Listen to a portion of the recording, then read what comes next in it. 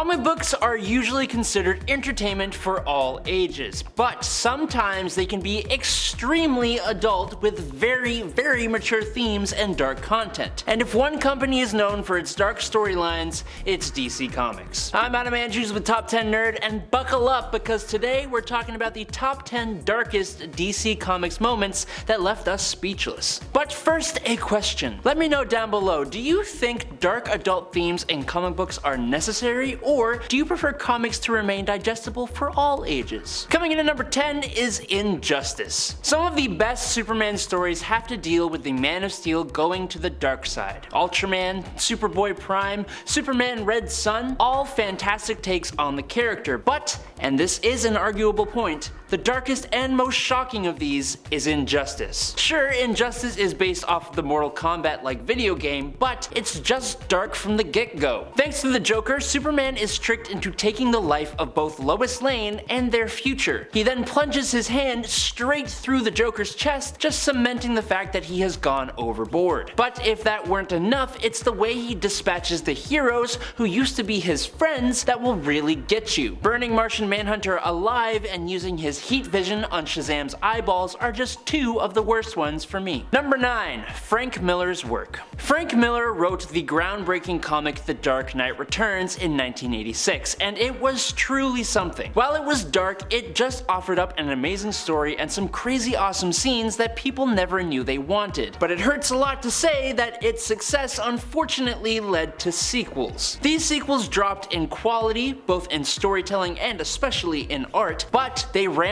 up the insanity. We had a Robin who had been completely neglected by Batman and went absolutely insane, and in another moment, Wonder Woman and Superman end countless lives while they do the deed. Now, there is nothing wrong with superheroes becoming romantically involved. It happens all the time, but to have Superman, with his strong moral code, decide that he is going to fly around, crash landing into populated areas, causing earthquakes, hurricanes, and the evacuation of Hawaii, all while wrapped up with Wonder Woman, it's just dumb and really messed up. Number 8. Superboy Prime and Mr. Mxyzptlk. I usually pounce on any opportunity to talk about Mr. Mxyzptlk, but what happened in Countdown to Final Crisis between him and Superboy Prime? It just ain't it. Honestly, a lot of this 52-issue series is extremely dark. There are lots of lost lives and destruction signifying nothing and mostly ultimately ignored by the Final Crisis. But in Countdown to Final Crisis number 23, Superboy Prime abducts the fifth dimensional imp and takes him back to the source wall. Here, Superboy Prime uses an unreasonable amount of force on Mr. Mxyzptlk to find his home. When Mr. Mxyzptlk refuses, Superboy Prime uses his laser eyes to carve the Superman symbol into the poor imp's face. If you guys are enjoying this video so far, make sure to drop a like. That's all you gotta do to show us that we don't suck. Okay. Number 7. Arsenal. Justice League Cry for Justice is an honestly fantastic story, but it does Red Arrow bad. In one moment, the super genius criminal Prometheus lands a right hook on Red Arrow that was so hard,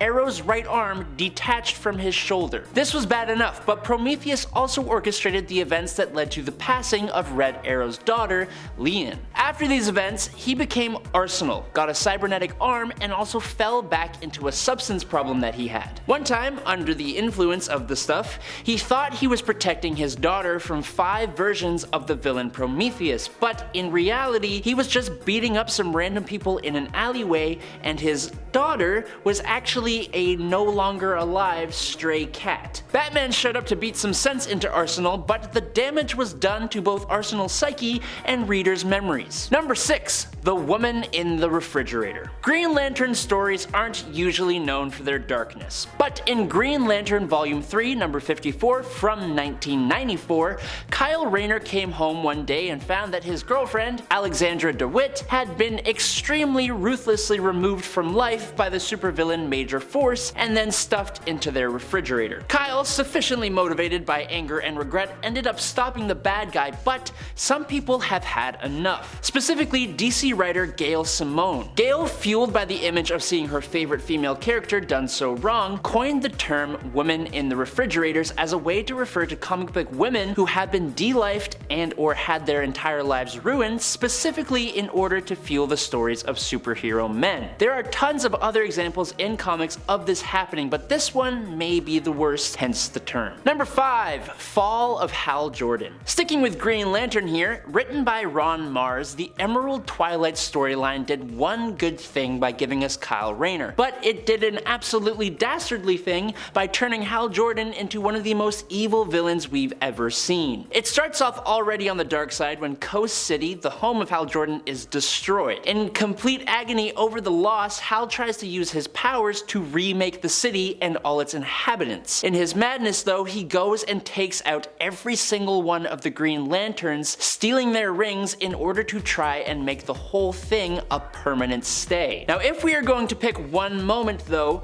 for me, the final fight with Sinestro is actually ingrained in my memory as being utterly horrible. There were no catchphrases, no jokes, no nothing, just a gritty whimper of a fight that ended with an incredibly harrowing snap. Number 4. Joker's face. In Detective Comics' Faces of Death and Batman Death of the Family, Joker had his face sliced off by the doll maker when he purposely got captured and sent to Arkham Asylum. Then he left it in his cell as a little gift for Batman and the police after he escaped. He would then go and steal it back and either staple it onto his head or strap it on as a mask, or sometimes he'd even take it off and play peekaboo with it. It's really messed up. Now the worst use of this would have to either be when he put the youngest Robin, Damian Wayne, with a bunch of dead birds and bugs and stuff and then terrified the Robin using his removed Joker face, or when he captured the entire Bat family and made them all think he had removed their faces as well. Absolutely terrifying. Number 3. The Killing Joke. The Killing Joke is one of DC's most groundbreaking Joker stories, but it is a Joker story, which means it is going to be messed up. In an effort to break Commissioner Gordon to prove his point that all it takes to make someone bad is one bad day, the Joker breaks loose from Arkham Asylum and attacks Barbara Gordon, the Commissioner's daughter, and who also happened to be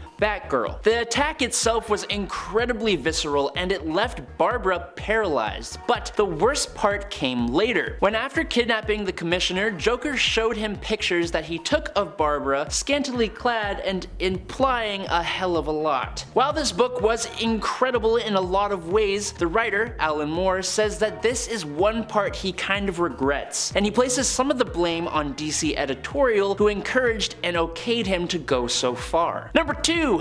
Bialya. If we are talking dark moments, there are 2 DC characters that always come to the forefront of my mind. The Joker is obviously one, he's already showed up multiple times on this list, but the other would be Black Adam. Black Adam does not give a damn. The only things he has shown to care about are him, his family, and his country. He has ripped someone in half as a warning to not mess with Kahndaq, he has obliterated Psycho Pirate's face for manipulating his mind, and he took on the entire superhuman community in the World War III event. But the whole catalyst for that last one was because he completely decimated the entire innocent population of the country of Bialya. And all because a group of villains had taken his family from him and he could not find them. It was only when he decided to try and head to another country that the World War III events started. And in at number 1 is Dr. Light. Okay, this one is kind of really hard to talk about. We are dealing with really mature subject matter, and it was handled in an incredibly bad way that led to absolutely nothing worth it. I'd give you a trigger warning, but I can't even say some of the worst things that happen in this story. Just know that if you choose to read Identity Crisis and the stories in relation to it,